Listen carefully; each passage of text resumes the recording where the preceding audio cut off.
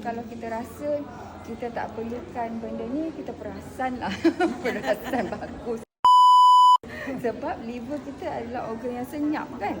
Dia tak ada reseptor sakit, tapi dia tengah sakit. Macam mana kita tahu dia tengah sakit kan? So banyak petanda dia kurang energi ke apa ke, ataupun kebanyakan tak perasan sampai terlalu advance. So kita boleh kata sebenarnya liver kita ni beban dia sangat tinggi disebabkan modern life sekarang. Zat tak cukup, tidur tak cukup, skrin punya tu banyak. Lagi apa yang ancaman tu kan, persekitaran, pollution, kita banyak pakai skincare yang tak betul, household care kan, yang banyak xenoestrogen. Sebenarnya dia kena kumpulkan hormon lah, hormon apa semua tu banyak kerja di dekat liver kan. So dia sebenarnya terbeban. Lepas tu dia tak ada reseptor sakit. Lepas tu dia bermula dengan fatty liver. Fatty liver tu susah, bukanlah ada petanda yang jelas. Bila kita buat blood test pun tak semestinya liver enzyme tu naik menunjukkan fatty liver.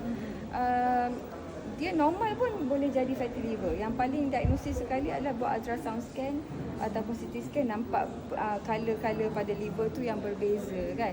So sebenarnya fatty liver tu ialah perkara senyap yang berlaku yang maybe 90% orang memang dah ada fatty liver.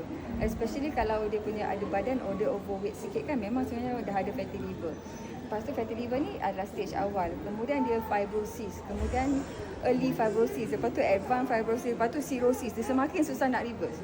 Dia teringat satu lagi study yang dia buat adalah macam mana extract roburin, kalau tak silap, ataupun mana satu Mactister ke atau artichoke, tapi one of the bahan dalam ni lah yang boleh reversekan, rasanya roburin. Dia reversekan APRI score. APRI score adalah skor yang doktor akan ukur. Kalau tinggi skor tu semakin mendekati fibrosis, semakin teruk fibrosis tu. So dalam kajian tu dibuat skor tu menurun. Maksudnya dia patah balik dengan artichoke dia turunkan APRI score tu. Tu antara kebaikan dia lah. So sangat simple. So kita baiki fungsi hati yang mana hati tu dia berfungsi lebih daripada 500 fungsi dia. So kita membantu lebih 500 punya perkara. Sometimes it is the missing puzzle. Tu lah dia. Tu je cerita.